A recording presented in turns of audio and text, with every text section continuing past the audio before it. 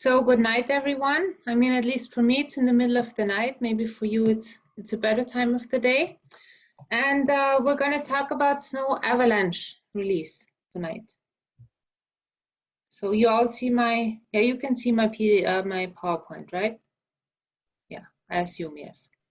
So snow avalanches, what are snow avalanches? So there's a definition, and it's rapidly moving snow masses in volumes exceeding 100 cubic meters and minimum length of 50 meters. So what does this mean? If there's just a little bit of snow slipping somewhere, it's not big enough to be an avalanche, and also a slow downwards gliding of snow is not an avalanche either. So what does rapid mean? Rapid means more or less if you can see it with your bare eye or a bit faster, then it's rapid. So these definitions are sort of vague, but it's the best definition which I found. So what do we need for snow avalanches? First of all, we need mountains, or at least a landscape where we have large enough slope angle. So there's the friction angle of dry snow is 30 degrees. So we need at least 30 degrees for an avalanche to release, for dry snow slab avalanche to release. The lubricated friction angle is lower. So, for example, slush flows, which are flows where there's a lot of water and also snow involved, they need a lower friction angle. So here you see an example of the slope angles which we need. So for dry snow avalanches, we need 30 degrees. You see here in this picture, this probably, it's always a bit hard to tell the slope angle on a picture, but I would assume this is about just barely 30 degrees, and here it's probably not steep enough, so this snow has stopped slipping. And here this is a picture of a slush flow, which is actually rather debris flow, containing a lot of water and snow. And of course, here we can also have gentler slopes. So we need the slope angle, and what else do we need? We need a seasonal snow cover. Here you see an example of the seasonal snow cover of the extent in winter on the Northern Hemisphere, and you see that it's actually quite a large part of the Northern Hemisphere which is covered by seasonal snow. So seasonal snow is the second largest part of the cryosphere apart from frozen ground. Why do we need seasonal snow? I mean, why is not snow enough? Well, wait, I have to, wait, there's someone, okay. So why do we need seasonal snow? Well, seasonal snow is an open self-foam of ice, which means that there we have quite low densities between 50 and maybe 450 or 500 kilograms per cubic meter. And as we will see in a moment, we need these low densities. These, yeah, more or less we need them for the typical avalanche release mechanisms. So what do these densities imply? I mean, you all know that ice has a density of 917, so about 1,000 kilograms per cubic meters. So snow consists mainly of air and just a little bit of ice. So what we have is a connected pore space allowing vapor transport through the whole snow cover. And snow also has a very high homologous temperature, about 0.95 or even higher. Homologous temperature is the temperature where the material is at over the melting point. And snow, even if it's very cold, for us human beings, let's say at minus 20 degrees Celsius, snow has a homologous temperature of 0.92, and I mean, if we're getting higher than minus 10 degrees, it's even higher than 0.95. And this high homologous temperature implies a high vapor pressure. And these properties are important for snow metamorphism, and snow metamorphism is important for snow avalanche release.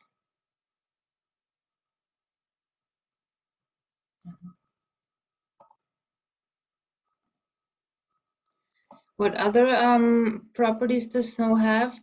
So we have the failure and the deformation behavior of snow is strongly rate dependent, which means we have a ductile behavior at low strain rates or loading rates, approximately strain rates lower than 10 to the minus 3 per second.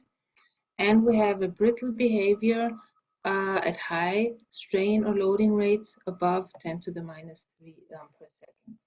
So ductile behavior means something like what you see here. So it's more ductile behavior. It's more or less like bubble gum. You can pull it without it breaking.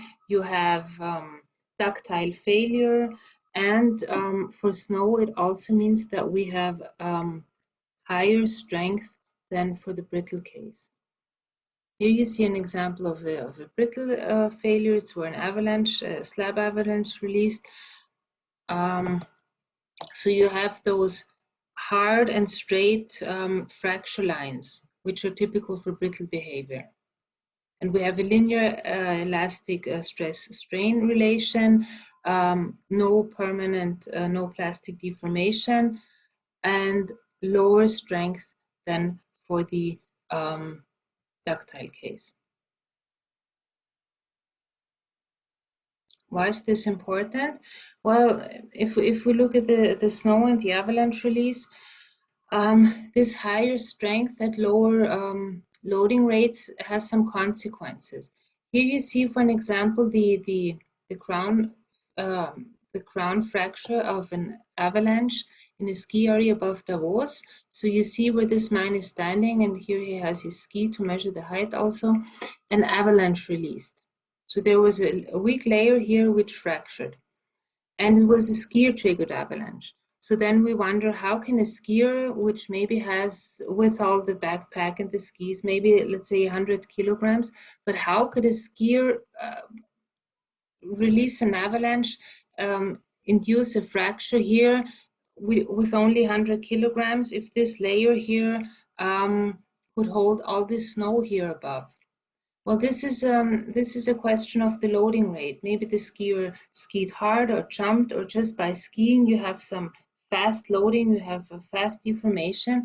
And here the snow, it was wind loaded, it was maybe fast for snowfall, but it was still much, much lower, the loading rate.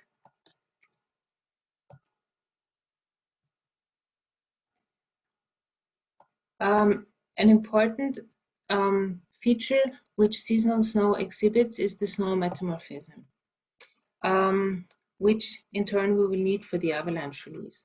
So metamorphism in geology means it's the alteration of the composition or structure of a rock. In this case, it's not rock, but it's snow, by heat, pressure, or other natural agency.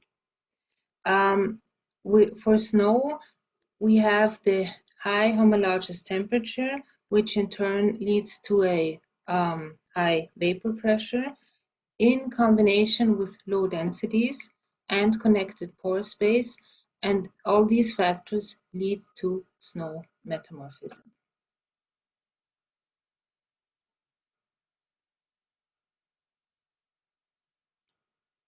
So snow originally, I mean, it falls as snow crystals. Yeah, we have those nice stars or shapes with 6 arms, and yeah, as soon as the snow falls to the ground, first of all, these crystals, they do 2 things. First of all, they start metamorphism directly, more or less.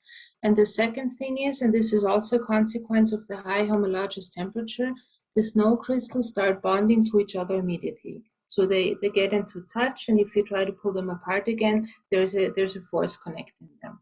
So they sinter immediately, and also they change their form immediately due to the high vapor pressure.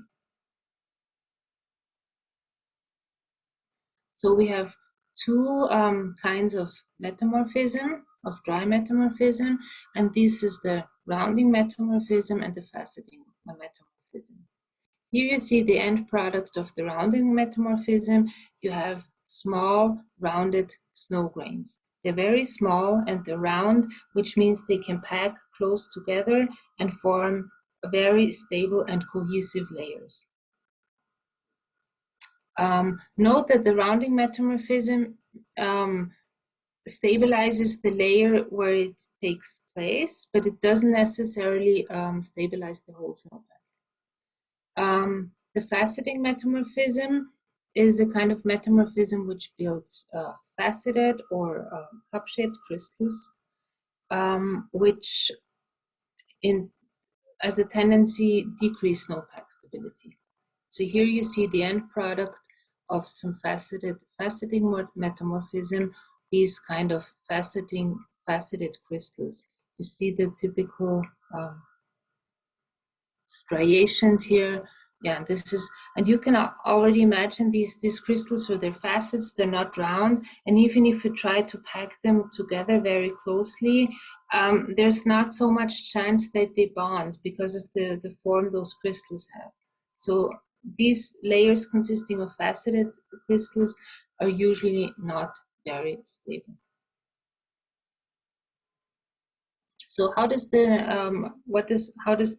rounding metamorphism work? Well, we start with a nice snow crystal, like you see here on the left. And now we have different local vapor pressures due to the different surface curvature. And if you look at the vapor pressure at a microscopic level, you can imagine it as the collective wanting of the water molecules to leave the crystal. So the higher the vapor pressure, the more do the water molecules want to leave the crystal. And of course, there's also always some equilibrium. So some molecules leave the crystals and go into the gas phase. Some from the gas phase come back to the crystal. But the higher the vapor pressure, the more they want to leave. And of course, we can imagine that if we have a tip or a small surface radius, the vapor pressure is higher because the water molecules sitting at the tips generally have less neighbors bonding it to the crystals than water molecules sitting at a structure like, I mean, if a molecule is sitting somewhere here, it has maybe really many neighbors and the neighbors all try to bond it to the crystals. So as a tendency, more molecules will leave the crystal at the tips than at places like these, where the radius is very big. And also, if the crystals come here, if the molecules come here, they will join the crystal and they will stay there. So over a longer period of time, something like this will happen. So the tips will disappear and these areas here will grow, and at the end we will have some sort of rounded structures like these. Oops, yeah. This is the second kind of dry snow metamorphism. It's called the faceting metamorphism. Here, this metamorphism is due to differences in vapor pressure due to temperature differences within the snowpack. I mean, this is something we're probably all more familiar with. We all know that the vapor pressure is a function of temperature. The higher the temperature, the higher the vapor pressure. And I mean, again, it's easy to imagine. The temperature is a measure of the uncoordinated or unidirectional movement of the molecules. So the more they move, the more likely they are to leave the crystal, or to leave the solid phase and enter the gas phase. And the vapor, the faceting metamorphism does something like this. So we have some kind of crystals where the temperature is higher. It's usually close to the ground within the snowpack, because the ground is usually at zero, except if we have permafrost.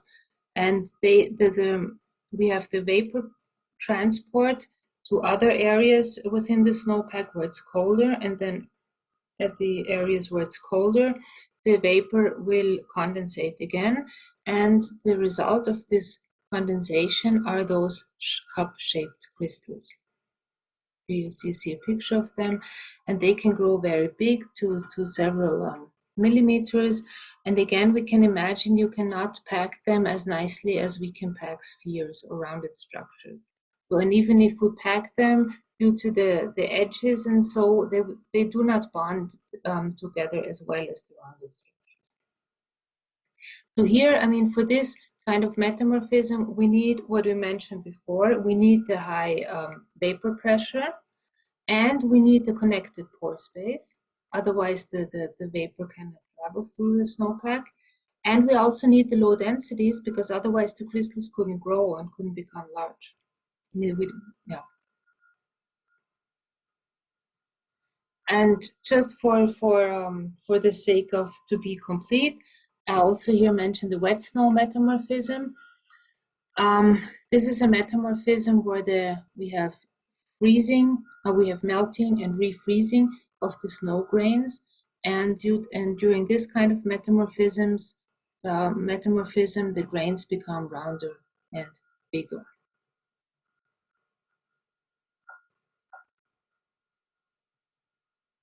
So the result of the metamorphism is a layered snowpack. And of course, it's not only a result of the snow metamorphism, but it's the result of different snowfall events, crystallization processes at the snow surface. So we can have also surface faceting, recrystallization, and surface hoar building from the vapor from the air, water vapor which was in the air before, and also the snow metamorphism within the snowpack, and all of those contribute to a layered snowpack. So if we want to study the snowpack, we usually take a pit. So this was a pit dug by students of mine, and you can already see that, I mean, this is the Glaciology Society, so you all probably used to glacier ice and some things very hard. I mean, through the snow, you can really, this was more than 2 meters. I think the snow pit was maybe 3 meters or more. You can dig down all the way down with an aluminum shovel, so it's not so hard. And here you can see these were 4 fingers which were put in the snowpack. So it's actually all very soft all the way down, and we have the vapor traveling all the way through the snowpack, and we have the different layers. Here the students mark the different layers with little sticks. So now we come to now we know about the metamorphism, we come to and also about some mechanical properties, we come to the release of snow avalanches finally. So what kind of snow avalanches are there? There's many ways to classify snow avalanches, but for the release, it's most interesting to classify them by release mechanism. And if you classify them by release mechanism, there are 3 kinds of avalanches. So the first one, maybe the most famous one, is the slab avalanche. At least it's the avalanche which is most feared by skiers and snowboarders, and is also the most dangerous kind of avalanche. For people who have nothing to do with natural hazards, a mountain, maybe this kind of avalanche is even more famous. This is why I hesitated a bit before. So these are the point release avalanches or the loose snow avalanches. And then we also have a third kind of avalanche, the glide snow avalanche.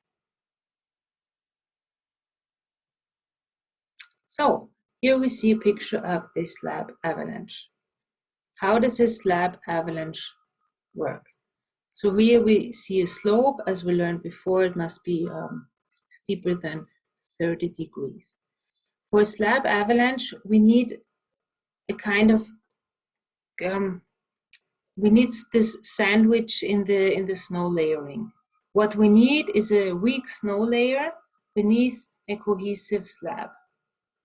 And in this case, we here had a widespread layer of surface hoar, so it spread all the way over this whole slope. and we had a cohesive slab of wind-blown snow above it. For those of you who are familiar with snow, you can see that the wind signs, you can see the wind signs here, yeah? So you can tell that this was wind-blown.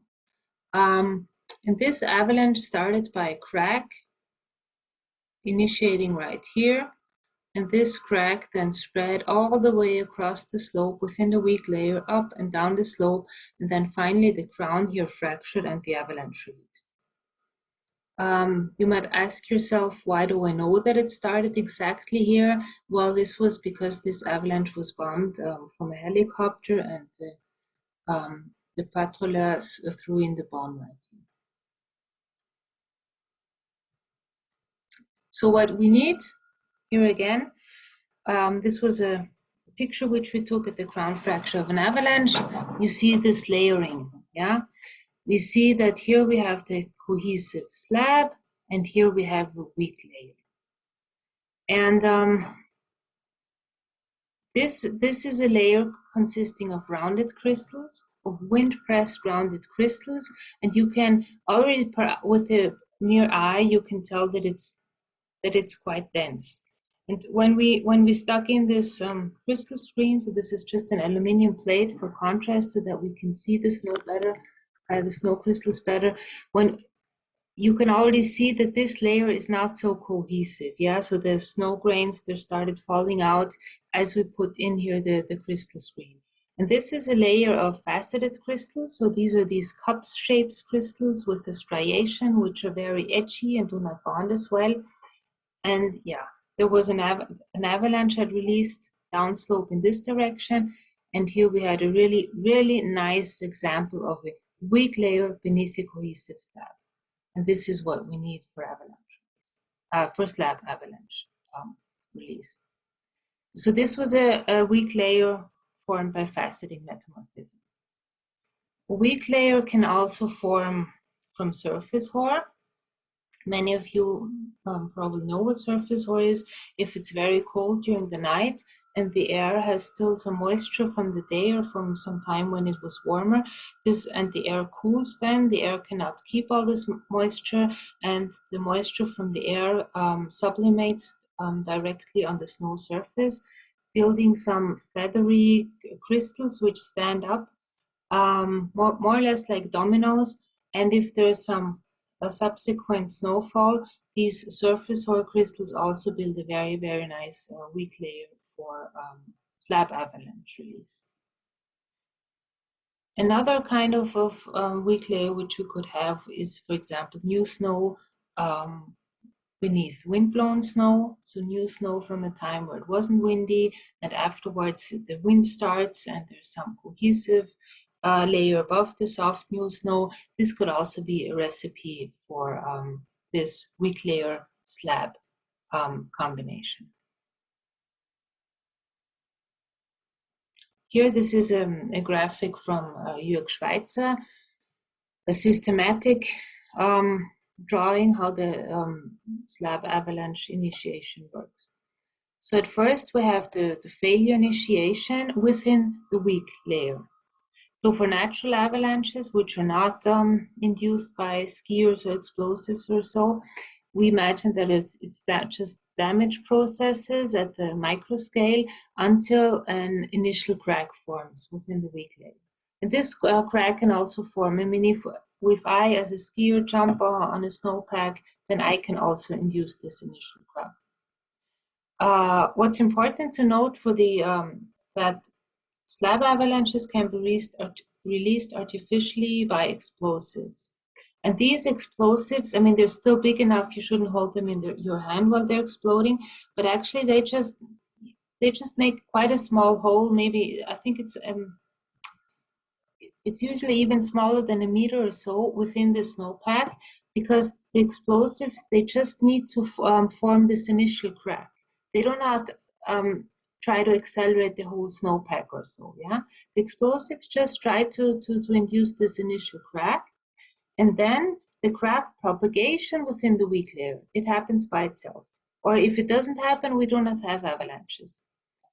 But so for the avalanches, we need two things. We need the failure initiation, and for this we need the weak layer, and also the crack propagation. And for the crack propagation, we also need the weak layer, because the crack needs to have a plane where it can propagate. But we also need the cohesive slab. Because if the slab is not cohesive enough, if it's just too soft and if it's just new snow, we can destroy the weak layer how much we want to, but we will not have the crack propagation. And without the crack propagation, we will not have slab avalanches either. We might have loose snow avalanches, but not slab avalanches. So yeah, here this is split up into two steps. So we need the crack needs to be large enough to start propagating. And then we have the crack propagation, which really needs to propagate for quite some distance. And then if the slope is, so then we have the tensile failure at the top of the slab, and also and the failure at the sides. And this tensile failure is just a consequence of the crack propagation. So it's not like a serac hanging there and then suddenly the avalanche releases due to a tensile failure here at the crown. But this is just the crown fracture, it's just a consequence. And if the slope is steep enough, then the whole slab will come down as an avalanche. So if it's steeper than 30 or actually 28 degrees. If it's flatter, we will have the failure initiation, we will have the crack propagation, but the avalanche will just not come down. It might sink a bit, and we have a very well-known sound among skiers known as the whoomph sound. So we can whoomph the slope, which means we have avalanche. It really makes a distinct sound, and if you know it, your stomach moves when you experience it. But we just will not have an avalanche coming down. Yeah, and if you wonder what avalanche researchers actually do, here's some examples of research we did concerning slab avalanche release. So, for example, we did some years ago some laboratory experiments with weak snow layers. So here, this was a snow sample, and it contained a weak layer of surface ore right here. The sample is about 10 to 12 centimeters long, and I don't know, maybe a few centimeters high. So we tested snow samples with different kinds of weak layers. We loaded the samples with different loading rates. We varied the slope angle alpha, and we measured the displacements and the deformation and observed the failure and the strength. And the sample is sprayed red here for contrast because we also took pictures and then looked at the deformation within this. And there's 1 R too many. Another field experiments concerning slab avalanche release was done by my former colleague Alec van Herwijnen, and he did crack propagation measurements. So he freed a very long column here containing a weak layer. I mean, it's hard, the weak layer is just beneath those dots here, and some cohesive slab. And also, again, the dots are for contrast because he filmed this and then looked at how do the dots move. So how does this? So he saw it in there in the weak layer until the dynamic crack propagation started, and then the crack would. I lost my arrow. I hear this. Then the crack would propagate through the weak layer. And he filmed it, and then he looked how do the dots move and what kind of waves do we have, what displacement do we have, what crack propagation speed do we have, and what parameters influence the crack propagation. And of course, for research, and also if you're a skier out in the field and you want to know, is this stable here or not, there are snow stability tests. And the best one is, the one which is most indicative of the stability of the whole slope is the Rutschblock test. And of course, as you can already see by the picture, it's quite a big block which you need to free here from the sides. So it's a lot of shoveling. So this is, maybe it's not the best if you don't have many people. It's not the best. I mean, it's most indicative, but it takes the most time to perform. So here's a Hooch block test, which Eilek and me performed. This one is for stable conditions. So yeah, so you free a block. It's 3 meters wide and 1.5 meters deep, and you dig down as preferably to the ground actually, and then you jump on it and see what happens. I mean, actually, you just first step on it and step with skis or so, but just as a principle, you more or less you load it with your body weight. So here is me jumping on those blocks.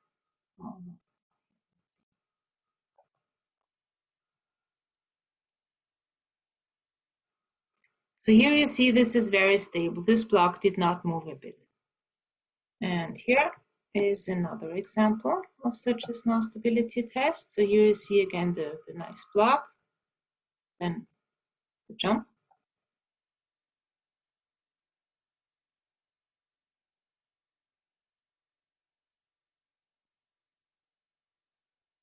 And here you very nicely see unstable conditions. Actually, this block already broke when we saw it, so we already knew it was unstable, but still the block immediately released really nicely. So this is how you can in the field tell, is this slope, or at least the place where the block is, stable or not, concerning slab avalanche release, not concerning other kinds of avalanches. Look at the time. Okay, 10 minutes. Oh, wait, sorry.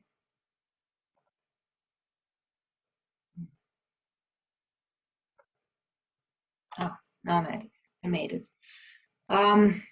So this is how it looks like when a skier initiates a slab avalanche. Yeah. So this lady here, she survived and everything was all right, and it's a very, very famous picture. Because yeah, usually, I mean, she's a pro skier. She was filmed by a helicopter team, and then this happened. So you can tell that, I mean, she skied in there, and this must just be just very shortly after she initiated the crack in the weak layer, and then the crack propagated in all directions from her. So you see, it's not just that the slab is below her, I mean, or the avalanche is releasing below her, but of course the crack is propagating in all directions, and then it just started moving. It started moving downwards, and while the slab is moving downwards, it splits into pieces like these here. Yeah. So this is, and so when I've read about people releasing such big slab avalanches, or heard them talk about it. So suddenly, from her perspective, suddenly everything is moving around you and everything is breaking.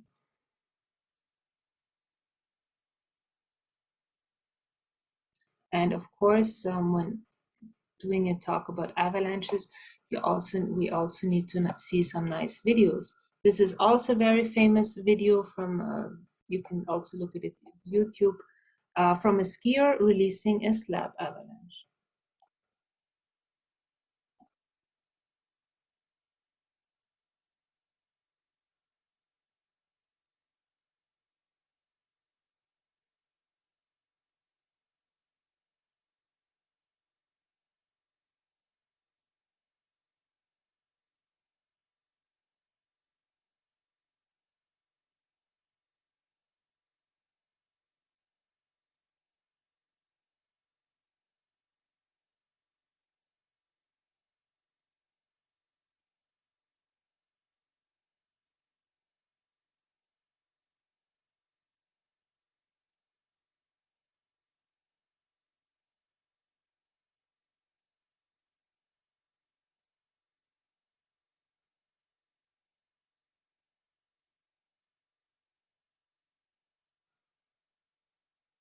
So also he was very lucky, so he was not caught by the avalanche, but you can see it's quite impressive. And yeah, so very small skiers can trigger really huge avalanches. So the second kind of avalanches are the loose snow avalanches. These are actually the comic avalanches from the Mickey Mouse, where Mickey Mouse is in, is in one snowball and starts toppling down, and the snowball picks up more and more snow and it gets bigger. So this is actually the loose snow avalanche. So you can see here it probably started. Uh, I mean, it did not probably, but it started up there. I assume that because of the rocks were warmer, there was probably a bit more water, so the snow lost cohesion, and yeah, it started toppling down here, and its typical shape is like this, that it gets wider coming down. It picks up more snow as it's coming down. And also the snowball effect, which we use in our language, things getting bigger and bigger and bigger. It also refers to the loose snow avalanches. So they are most known in our normal world, in the comics world, and in our language. But if you're into avalanches and into skiing, the loose snow avalanches actually only play a minor role compared to the slab avalanches. So what do we need? We need some cohesionless snow at the top of the snowpack. This can either be wet snow due to surface melting in spring, or due to rocks which get really warm and so you have water up there, or loose snow after snowfall. The loose snow avalanches, I mean, you see them, you see and you feel the snow at the top of the snowpack, and they usually don't come alone. You have usually more at the same expositions and the same elevations, so they're much easier to predict, and the hazard is much easier to estimate also when you're in the field than for the slab avalanches. I just have a small video of someone, I mean, not really releasing really big avalanche, but just a small slough. A slough is a small avalanche of, let's see whether this works. Do you see that?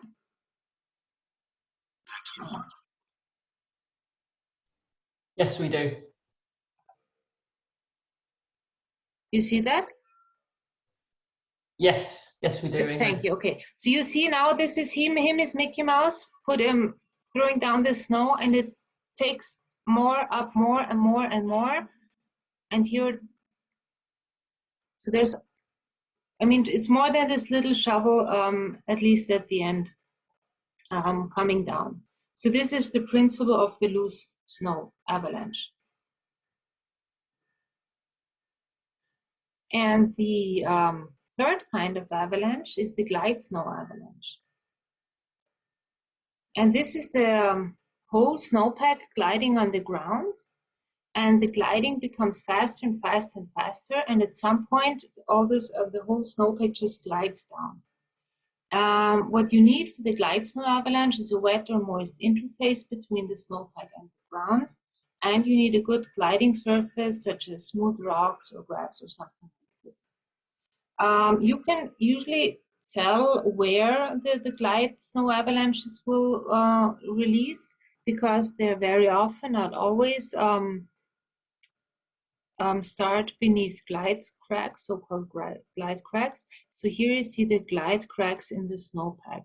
What's typical here, if you remember from the slab avalanche video, so the slab avalanche, when at the ground fracture, it's a brittle fracture. It's something which happens quickly, and you have the sharp edges at the top of the slab avalanche.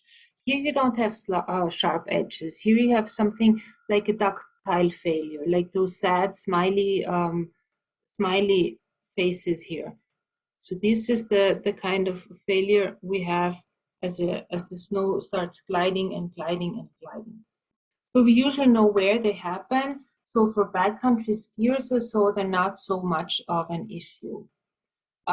They are, however, a big issue for people maintaining roads or ski hills or so, because you never know when they're coming down exactly. I mean, you do know where, but not when. And there's no good way, or no way which is always working for artificially releasing them. So the slab avalanches, you can release them with explosives. the loose snow also, but they're not so much of an issue actually. But those, they're just, the glide cracks, they might linger for, yeah, hours, days, weeks, months even, and you never know when they're coming down. So this is the trouble with the glide snow avalanches. So here, yeah, you have the principle is just the whole snowpack gliding, because the lubricated friction is smaller than the dry friction. And the more water we have, then yeah, the more the snow will glide. You also see a nice picture of snow gliding on a roof. And here you look at those little waves. It's the ductile deformation because it's moving so slowly. Yeah, it's like a blanket here, doing something like this.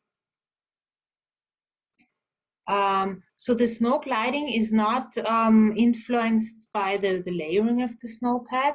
So you can also have glide snow avalanches on ski hills, on ski slopes. You will not, on a ski slope, which is always skied and where a rat track is going, you will not have a slab avalanche because all the weak layers are destroyed and the snow is really, really dense. Yeah, you have no weak layers of crack propagation. But of course, you can have the whole slope gliding on the ground. So this is an example of a glide crack appearing on a ski run in Austria. And yeah, and then of course, if this is the only ski run leading down to the valley, it's a bit stupid for the people maintaining the ski hill, because they actually should always have one ski run open leading to the valley in case of emergencies. But of course, if there's a glide crack and the danger of a glide snow avalanche on this ski run, this is a bit troubling. Here we have an example of Switzerland where the snow gliding actually destroyed the tower of a ski lift. So no avalanche yet, just the snow gliding, because it's huge masses and it's very often the glide snow, or most often the glide snow avalanches happen in spring and it's warm and the snow is moist and very heavy. And yeah, it's just huge masses slowly, but there's just no way of stopping them. Yeah, and we're good in time.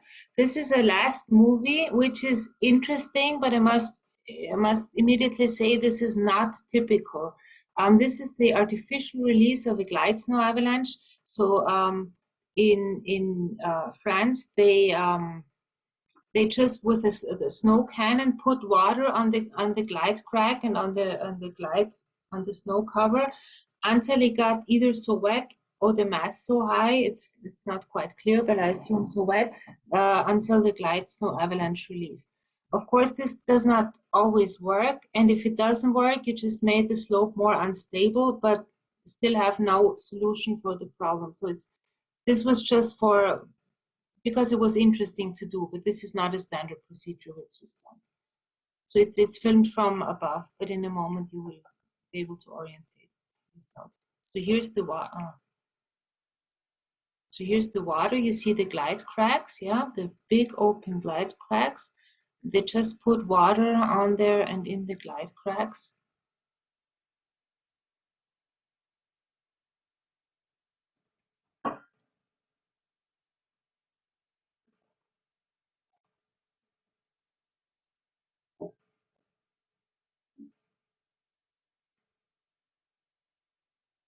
And of course, only you need a ski hill, you need all this water. Usually you don't have it.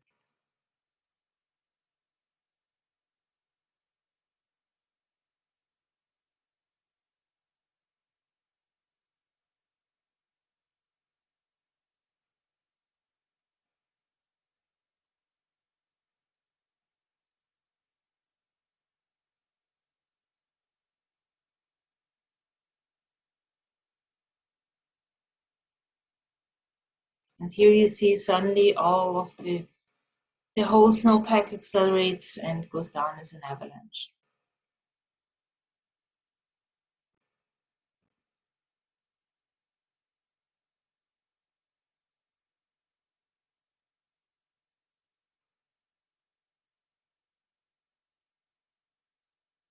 Here you see again the sad smiley form of the crack above of the failure.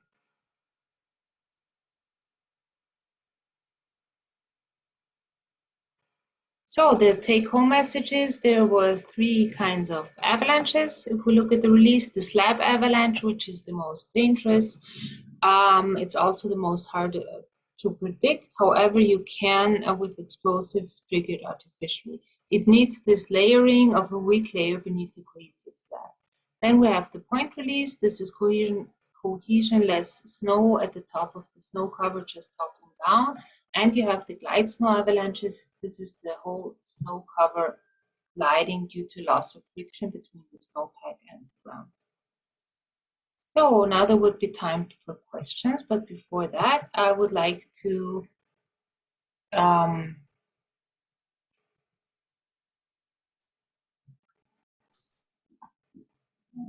you see it? Yeah. I would like to introduce, I mean, I don't know him, but I got the slide, David Ross. How do you pronounce that? I'm guessing it's Rounce, but Okay. I will ask him for next week. It's a good question. So David Rounce, he's an assistant professor at CEE. And he's going to talk about projected 21st century global glacier mass change using PyGEM and OGGM. Thank you very much indeed, Ingrid, and thank you for such a clear reminder of the extraordinary engineering properties of snow. And there were some fantastic videos there, really scary, some of them actually. We usually ask people to put any questions onto the chat, so we see if there are any questions. But I just wondered whether there is there evidence that the number of avalanches is increasing with warming climate? Is that something which there's evidence for? At least in Europe, I would say yes.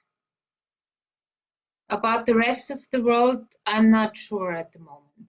But in Europe, yes. And I have been told by climate experts that it has 2 reasons. I mean, now I'm just, telling you what they told me. And the first reason is that the Mediterranean Sea is warmer than it used to be. And the warm sea means we have more moisture in the air, also during winter, leading to more winter precipitation. And the second reason they told me, I mean, I don't know so much about this, but this is what they told me, is that the jet streams are getting weaker. So those winds which influence our weather in Europe, which means that we have more persistent weather situations. So longer periods of nice weather, so those long dry summers, or maybe also in winter, long period with no precipitation. But if then we have the precipitation and the snowfall, it can last for a longer period of time than it used to be. So not maybe 3 days, but maybe 10 days. And this leads to a lot of snow. But this is just what I heard. And there are studies on this and so, but I have not myself done any research on this. Well, thank you. Does anyone have a question that they would like to ask Ingrid?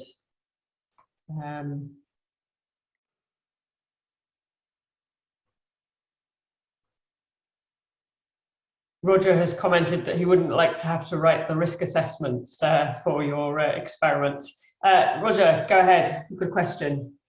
Yeah, thanks very much, Davey, and thank you, Ingrid. I just wondered, kind of building on how scary some of those field investigations were, is there much you can do by way of remote monitoring of the various layers involved in slab avalanches? Is drone-based GPR being tried out, for example? Well, monitoring also. So what we do monitor a lot are avalanches, because the biggest sign of instability or the best signs of instabilities are actually avalanches occurring. The layers to monitor the snow layers is difficult, but it is being done, first of all, indirectly. So we have the weather stations, and what we measure within the snow is actually just the snow temperature, but we measure all the precipitation events and all that stuff.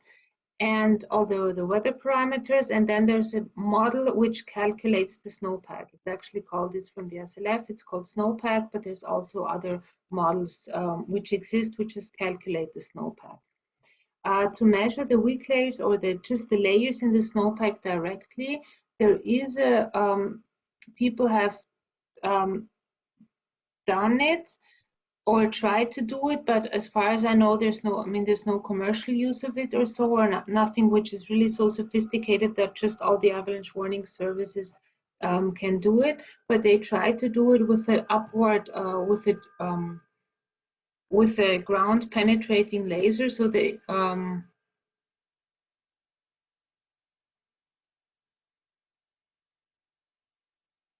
had not laser.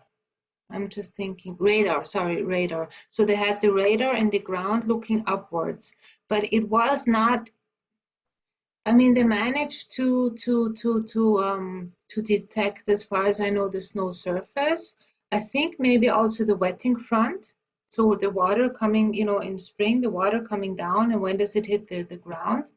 But to detect single weak layers, this is very hard because they can be so, they do not need any vertical extent really. Yeah, they can just be 1 or 2 millimeters thick, and to detect them automatically without stability test is actually quite difficult. Does that answer your question? That's very good. Thanks very much. Cheers. Thanks, Ingrid. Andrea has a question. Do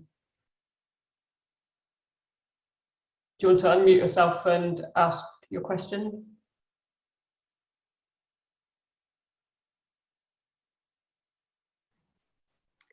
Sorry, can you hear me now? I can Yes, hear you. we can. I cannot see you, but I can hear you. Ah, well, that's, maybe I can change this as well. Yes.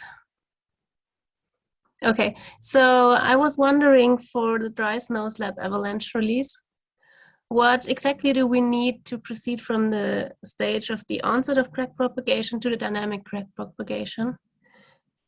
Maybe you could just shortly explain this, or is it too hard? I think I mean, this is one of Jörg Schweitzer's graphics. I think it's a modeling issue.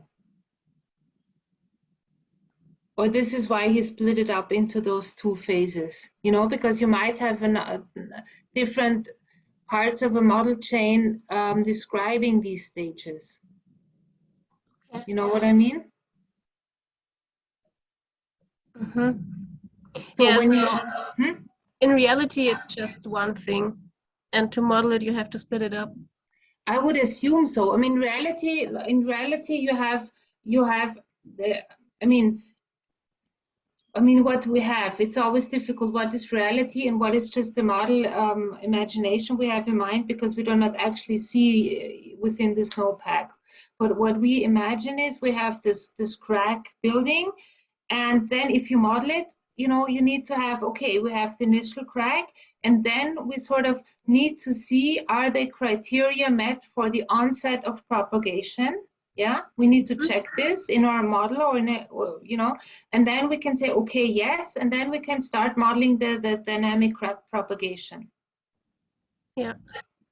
But of course, for praxis, I mean, if we do the tests, we look, can we destroy the weak layer? Can we induce the crack? And then we see, does it propagate, yes or no? And does the propagation continue, or does it stop because the slab is breaking, or because it just stops? Okay.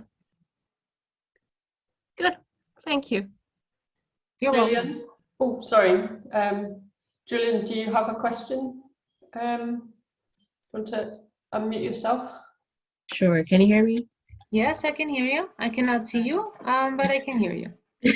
I'm on a desktop. I was able to turn on the camera, but thanks for your talk. It was really good.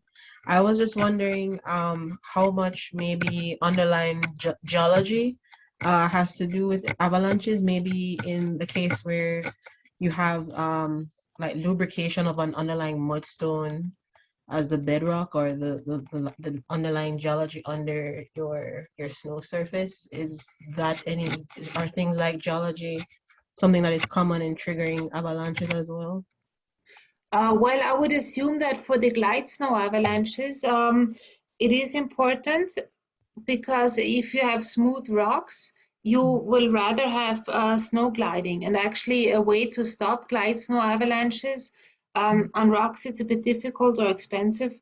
But on meadows or so, we increase ground roughness by having structures made from wood or so. So if you have a very rocky ground, you will probably not have snow gliding, and if you have smooth rocks, you will. But it's not, of course, it's not the composition or so of the rock. It's just the smoothness, I would say. Texture. Okay. And maybe, yeah, if the water and of course, if the rock and the geology has an influence on the surface water, this again influences snow gliding. This as well. Okay. Thank you. You're welcome. And do you have a second question there, Roger? Yeah, I was just following up on Ingrid's comment on the first one about how thin these weak layers might be. I just wonder if layers of impurities have a similar effect. I mean, I imagine when Mount St. Helens erupted, it dropped a lot of ash on snowfields, for example, and whether they might have a similar consequence as the weakening layers. About the ashes, I've not heard discussions yet. What we do in our community discuss a lot and frequently is the Sahara dust, which we have a lot in Europe, yeah, so that you really see those red, those red dust layers within the snowpack. And actually, I think, was it last year or the year before? I don't remember. There were a lot of slab avalanches releasing on those layers of Sahara dust.